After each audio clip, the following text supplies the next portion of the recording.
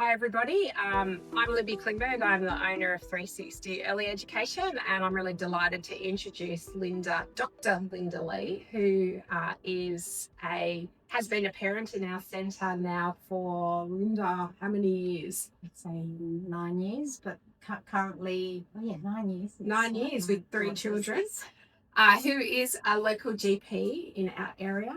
Linda, how long have you been working as a GP? So I've been working on fellow to finish my training since 2022, so it's been 4 years. I've been in the North Ryde area since, I think before that, even when I was training as GP registrar, so 2021, I think. Fantastic. So I've asked Linda to come and speak to our 360 community about infection control and how children, when they come into early education and care, they get sick and the reasons for that happening. So I've got a list of questions that we're going to go through today, and we'll get into all the nitty gritty on all things infection. So Linda, first question is, why do young children get sick when they come into childcare?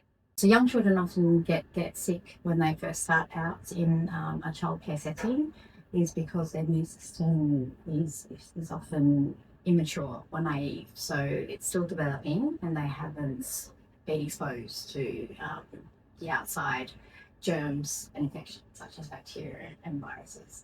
So when they do enter this setting, they will be naturally will be exposed to more viruses and bacteria, and therefore that's a way for their body to build up their immune system. And once they're exposed to viruses and bacteria, they build up antibodies and memory so that they can better fight off infection next time they get sick. Okay, so is there any way that parents can avoid their children building up their immune system? Like, can they keep them out of group settings for longer? Like, does it make any difference if children are coming in at a younger age versus an older age? So unfortunately, it's not avoidable, it's inevitable. And in fact, evidence shows when they are younger, it is better for them to be exposed at an early age, just because, as I mentioned, their immune system is immature and they haven't developed that defense line that they need to be exposed to viruses and bacteria to build that immune system and that defense line. And the more exposed they are, the more their body gets stronger. So that when they're actually older and later in, say, primary school and high school, they'll get sick less frequently. Okay, so what you're saying is that when children start with us in early education and care, there's no avoiding the dreaded illnesses that they will be exposed to and get. Yes, that's correct. So it might be a bit of a shock to families and parents when they first start out, given that it will seem like an endless kind of ways of or intercurrent viral infection. They might get hit hard, almost recover, and then get another viral illness. And this is very normal. And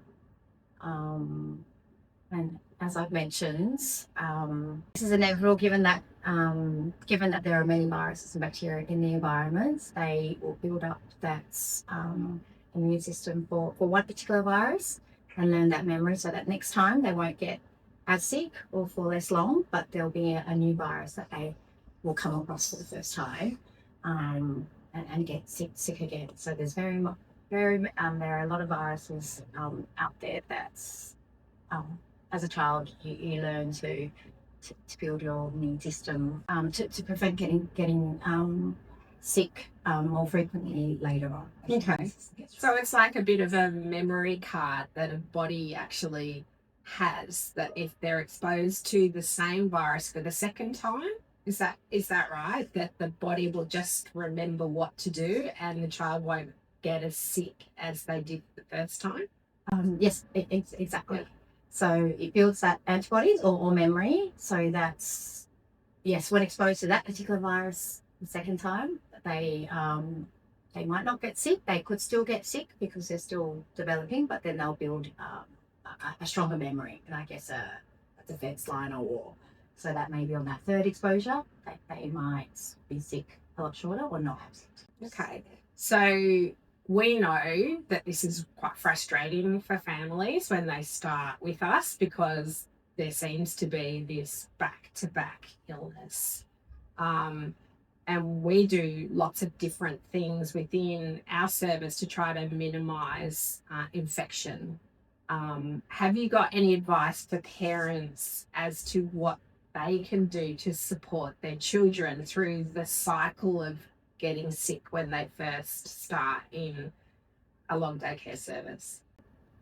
So yes, so they can initially, to help support their immune system, is ensure that in general terms that they eat and drink well, they have a good night's sleep, and importantly support their body when they are unwell. So it is important to keep them at home when they are unwell with symptoms, given that they most likely will be infectious, and so their bodies need to rest and have that support at home with adequate fluid hydration, and pain relief or anti-fever medications to support their bodies once they fight off that infection. And also encourage their children to practice hand hygiene all the time. Yeah, certainly with hand hygiene, that's something that we try to reinforce, that messaging for families, that when they come into the centre that they immediately are washing their hands and they're washing their children's hands, and we're working really hard with the children on hand washing for 20 seconds. The educators will sing songs with the children while they're washing their hands, because we know that that's one of the most effective ways of stopping infections spreading, because obviously coughing on hands or just generally touching things is a way to spread a virus through a group of children.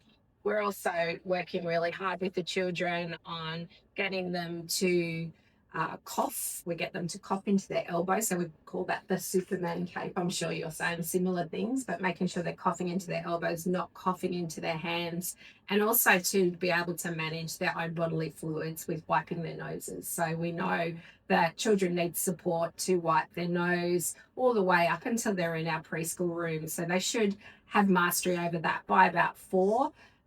But we're definitely supporting them to make sure that they're wiping their noses and then washing their hands to stop the spread of infection. So you mentioned about good fluid intake and eating really well, eating healthy foods, and sleep. We're a big advocate for children having adequate sleep time. And when they need their parents one-on-one, they need to be at home. So with a temperature, Linda, what's happening to the body when a child has a temperature?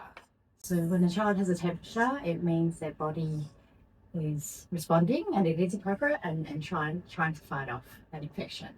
So it's the body's way of mounting that immune response, and fighting off that infection, as I've said. So it also means that during this process, your children will more likely to be unwell and infectious. So with the fever, I often always recommend any fever to stay home, given that they will be infectious, and they need their parents to support them whilst their body is fighting off. So it is a very normal process, and it can sometimes be stressful for families with the fever.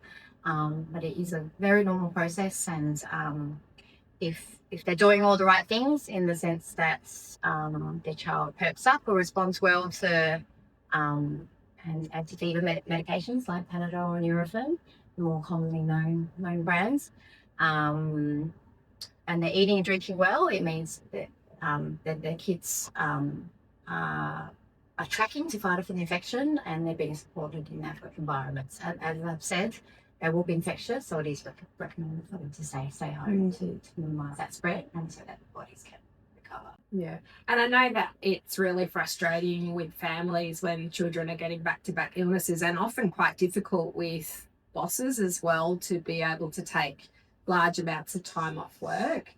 But we do have a phenomena where families are under pressure and they're giving their children Panadol or Nurofen when the children have a temperature. So as you said, that's when they're at their most infectious period of time, and then bringing them into the service. So we used to call this the Denizen dump, which is children being given medication at 7:30 in the morning, and 4 hours later we would have children with temperatures spiking. Yeah, so I don't know if families that have been doing that really understand that in that period of time that infection has gone through a class group. So we are always trying to reinforce with families that if your child needs one-to-one care, they need you, and they're better off being at home and being supported with love and care and kindness from parents across that period of time that they're unwell. So Linda, we see a lot of children here with coughs and colds. So upper respiratory tract infection, I think, is the technical term for that. Yes. So how long are these children infectious for? Like, how do parents judge when their children are okay to come back to early education and care? So often symptoms can go on for children between 7 to 10 days, but in terms of the infectivity period is often gauged by when their last fever was. Mm-hmm. So often when they're fighting the infection, their fever peaks, and then once their body continues to fight it off, they'll no longer be febrile. So generally, the recommendation would be at least 24 hours after the fever. They're unlikely to be infectious, but if they're still quite unwell in terms of with symptoms, I encourage parents to still keep their kids at home and help them recover at home. And it also depends on the centre's policy.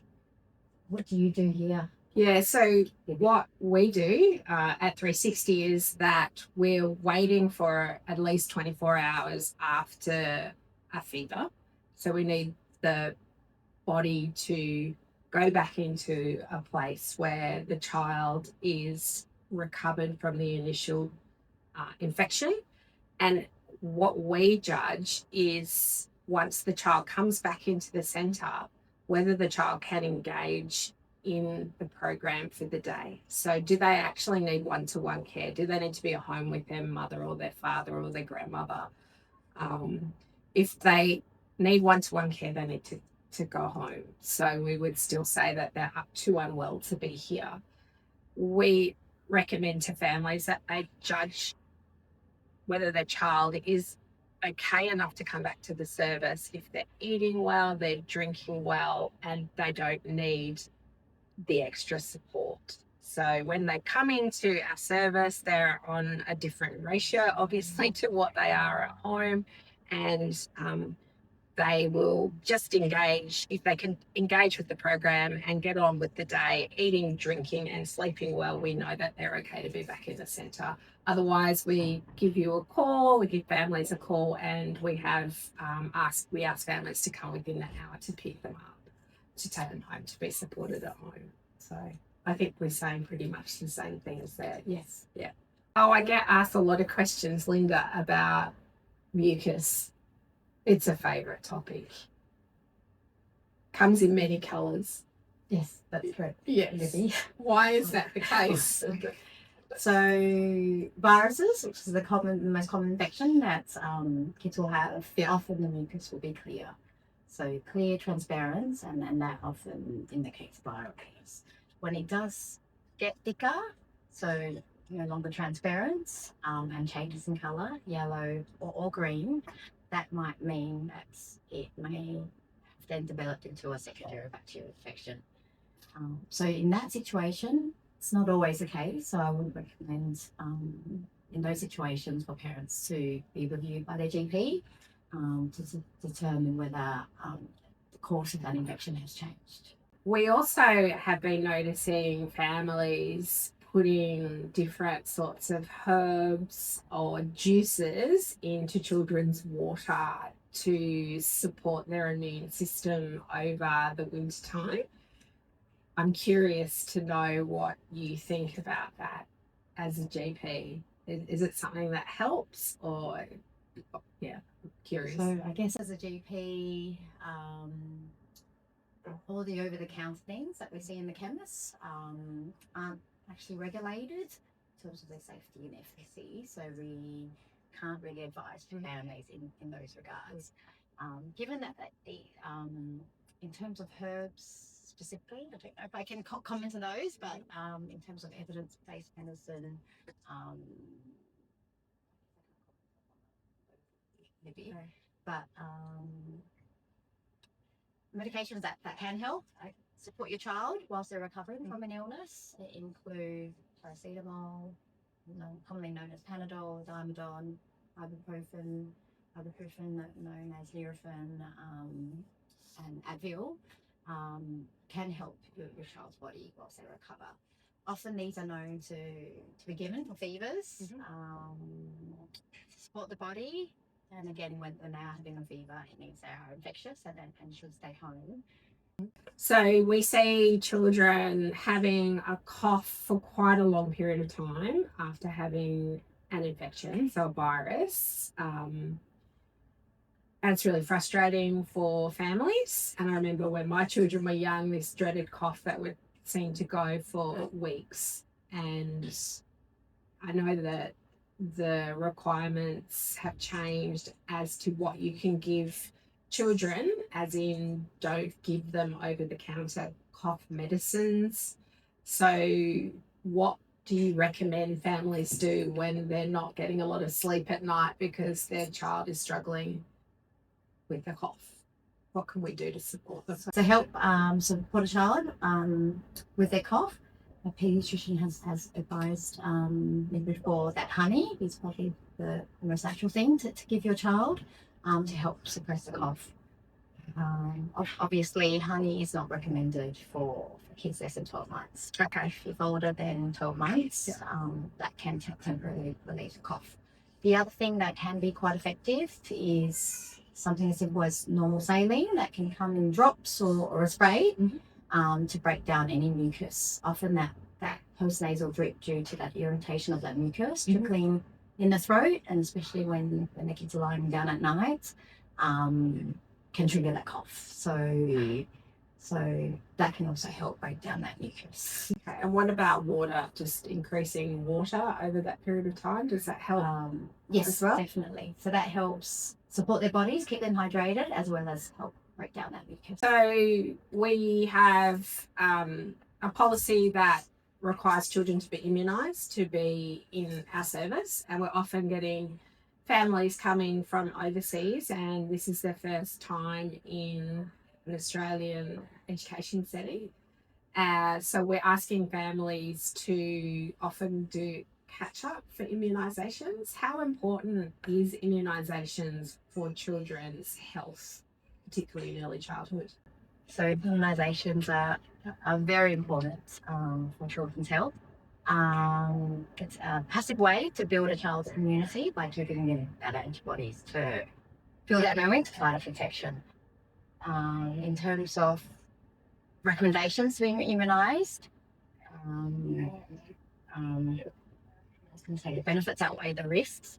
We recommend families to be immunised and catch up on the immunisation schedule as recommended by the Australian government to build that immune system, and it's an early way to get them protected through that passive immunity and to build their antibodies.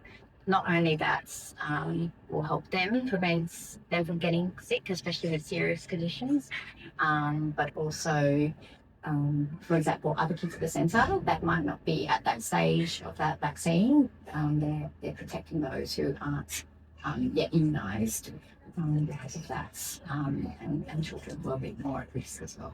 Okay. With seasonal immunisations as well, or vaccinations, I don't vaccinations, I think, not immunisations, but we are getting lots of reminders to tell people to get the flu, like for parents to get the flu vaccinations, and you can give flu vaccinations to children. Do you recommend that our families be taking up those options? So yes, so influenza, so the flu vaccine, we recommend giving that every year annually. To parents and children? To parents and children. It is available for kids greater than 6 months, so from 6 months in age and up. We recommend it. It's funded by the government from 6 months to 5 years, or those at risk with medical conditions and over 65. So we recommend the annual influenza vaccine, and every year, given that the flu strains may change every year, and therefore every year there's a different combination of flu strains, and to give that that protection. That doesn't mean that they won't necessarily get the flu, but it does reduce the chances of getting the flu, and there's evidence that will make them less sick. Fantastic. Right. Linda, we're seeing in the community, or hearing about in the community, cases of COVID. Can you talk to us about what you're seeing at your GP practice and what you're saying to families if children are coming in and being swabbed and finding out they've got COVID? So you're right, Libby. We are starting to see a few more cases of COVID at the moment, and they often do present like a viral illness. In that regard, COVID is a viral illness, so the management would be the same as a viral infection. To support your child, keep them at home if they're symptomatic and unwell, and at least for 24 hours after that last fever. We notice though that when children are getting COVID, it's not a bad illness compared to what happens when it goes through an adult population. So what do you recommend for adults to help them if they have been exposed to COVID? So with the we still recommend, so the guidelines and recommendation is to still consider the COVID vaccine every 12 months, 18 and above, and definitely recommended from 65 years and above. And with the flu vaccine, that's recommended to have annually from 6 months and above. I just know from our experience with the staff and even my own experience with my adult children that if they have been unlucky enough to get influenza, that influenza is much worse now than COVID. I think that's probably because we've all been immunised so much that the immunisation's been really effective. Would that be true? Yes, that's correct. And influenza, often that virus itself is often a lot more significant in the symptoms and can be more severe.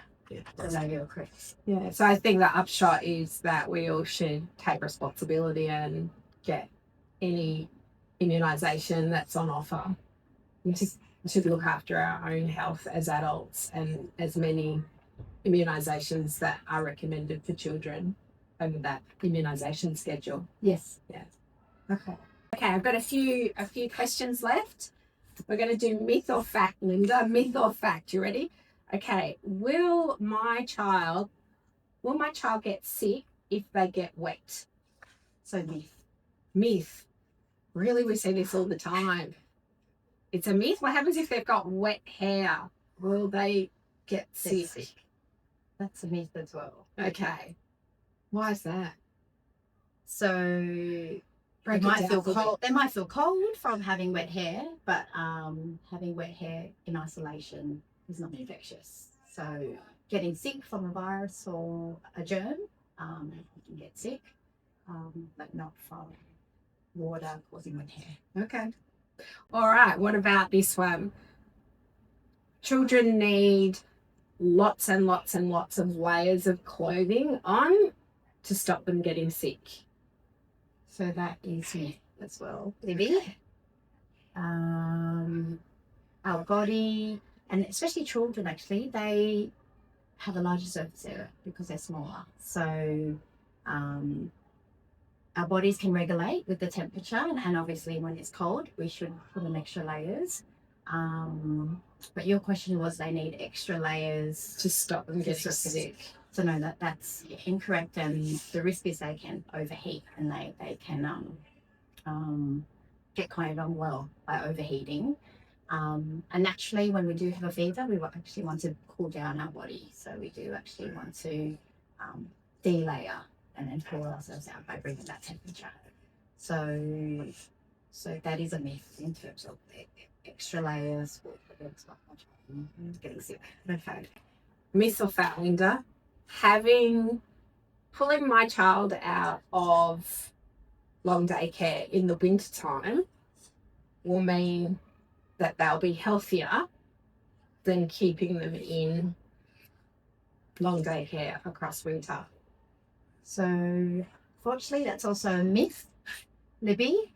That might seem like a great idea in the short term, but in the long term, or the reality is we're delaying the inevitable for your child. So for the next winter, they'll get sick. So the importance with being exposed to viruses, and often we see that more over that winter period, is to build up that immune system and make our immune system stronger so that we will get sick later on. So if we avoid one winter, we'll experience getting sick and more frequently that next winter. And then for the kids who were sick that high winter would be lucky and be not as sick that following winter for offsets.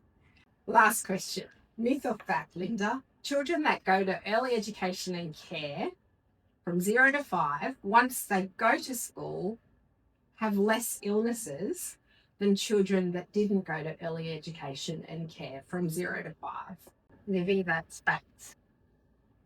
And the reason being that when children start their journey in school through early education early in that group setting, they will be exposed earlier on to viruses and infections, and therefore they will build their immune system early on.